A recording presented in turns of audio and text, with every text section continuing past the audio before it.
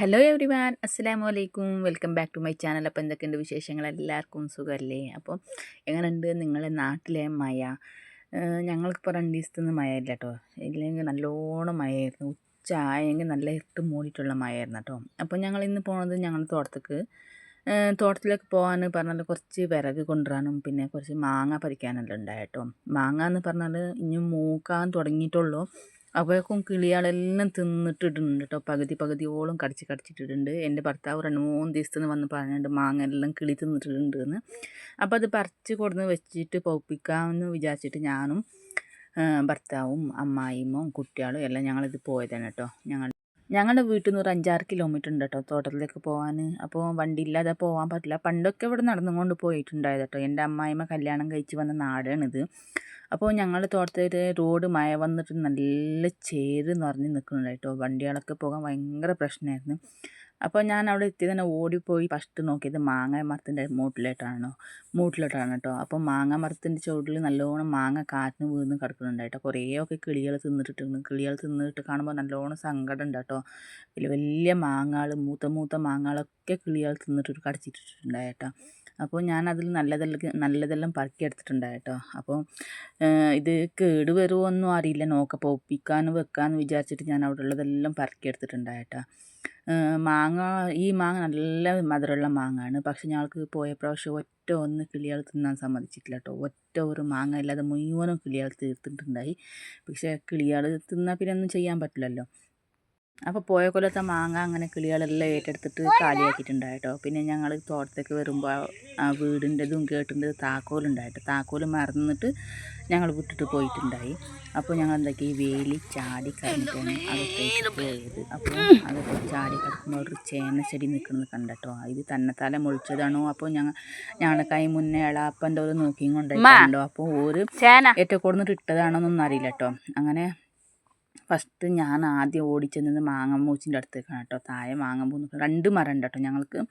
അപ്പോൾ 2 മരത്തിലും ഏകദേശം പൂവൊന്നും ഈ പ്രാവശ്യം ജാസ്തി ഉണ്ടായിട്ടില്ല. പക്ഷേ കായ നല്ലോണം പൊടിച്ചിട്ടുണ്ടായി കേട്ടോ.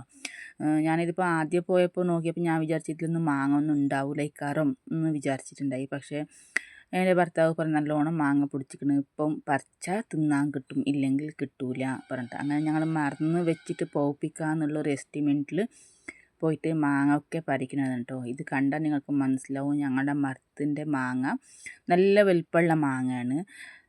2 മരം ഉണ്ട് കേട്ടോ. 2 മരത്തിലും വേറെ മാങ്ങയാണ് കേട്ടോ. ഒന്നിൻ്റെ ഷേപ്പ് കുറച്ച് വലുതായിട്ട് വരും, ഒന്ന് കുറച്ച് ചെറുതായിട്ട് വരും കേട്ടോ. ഇത് കണ്ടോ മുഴുവനും ഈ ഷേപ്പിലാണ് കിളികൾ തിന്നിട്ട് വിടൽ മരത്തിൽ.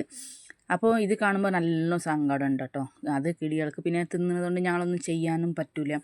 തിന്നണത്ര തിന്നട്ടെ എന്ന് വിചാരിച്ചിട്ട് അങ്ങനെ ഞങ്ങൾ വിട്ടിട്ടുണ്ടായി കേട്ടോ. പിന്നെ ഈ പ്രാവശ്യം എന്തായാലും ഞങ്ങൾക്ക് മാങ്ങ കിളികൾക്ക് കൊടുക്കാൻ പാടില്ല, ഞങ്ങൾ പറിച്ച് കൊണ്ടുവരണം പറഞ്ഞിട്ട് ഫസ്റ്റ് തന്നെ ഞങ്ങൾ വർത്താനം പറഞ്ഞിട്ടുണ്ടായി. അങ്ങനെ മാങ്ങ മരത്തിൻ്റെ അടിയിൽ നല്ലോണം എറുമ്പുണ്ട് കേട്ടോ. കടിക്കണ ഈ പുളിയെറുമ്പ് എന്നൊക്കെ പറയും ഞങ്ങൾ. ചുവന്നിട്ട് എറുമ്പുണ്ടാവും നല്ലോണം ഉണ്ട് കേട്ടോ. മൂച്ചിൻ്റെ മരത്തിൽ അടിയിലും ഒക്കെ ഇഷ്ടം പോലെ ഉണ്ട്.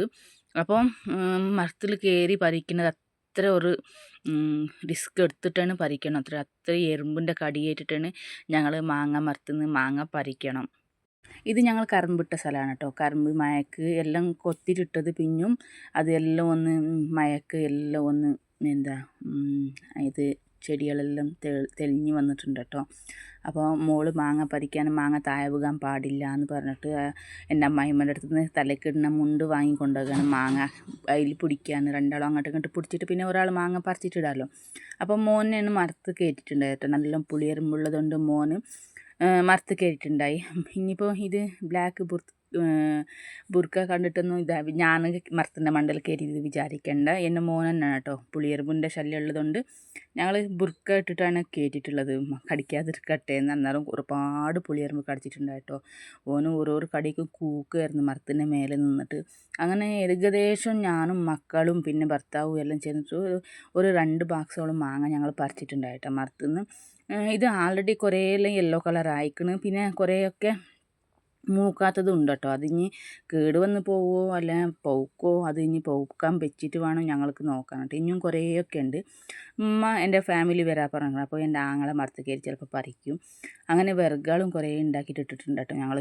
വിറക് പറഞ്ഞാൽ ഇപ്പോഴത്തെ ഗ്യാസിൻ്റെ ബുദ്ധിമുട്ടിന് ഒരു കൊള്ളി വിറകുണ്ടെങ്കിൽ അത്ര നല്ലതല്ലേ. അപ്പോൾ മാങ്ങും വിറകും എല്ലാം ഞങ്ങൾ വണ്ടിയിൽ കയറ്റിയിട്ട് ഞങ്ങൾ തിരിച്ച് വീട്ടിലേക്ക് പോന്നിട്ടുണ്ട് കേട്ടോ. അപ്പോൾ ഞങ്ങളുടെ തോട്ടത്തിൽ കറിവേപ്പിൻ്റെ ഇല ഉണ്ട് കേട്ടോ. വലിയ മരമാണ്. വലിയെന്ന് പറഞ്ഞാൽ വലിയല്ല, സാധാരണ ഒരു വലിയ മരമാണ്. ഞങ്ങൾക്ക് വീട്ടിനടുത്തുണ്ട് കേട്ടോ കറിവേപ്പില. പക്ഷേ ഇതാരെയും ചോദിക്കും, എപ്പോഴും അവിടെ കറിവേപ്പിൻ്റെ ഇല പറിക്കാൻ വരുന്ന താത്തമാരൊക്കെ ഉണ്ട് കേട്ടോ. അപ്പോൾ ഓർക്ക് കൊടുക്കാമല്ലോ പറഞ്ഞിട്ടാണ് ഞങ്ങൾ പറിച്ചിട്ട് കൊണ്ടുപോയിട്ട് കൊടുക്കാറ്. എപ്പം കൊണ്ടുപോയിട്ട് കൊടുക്കുക കേട്ടോ.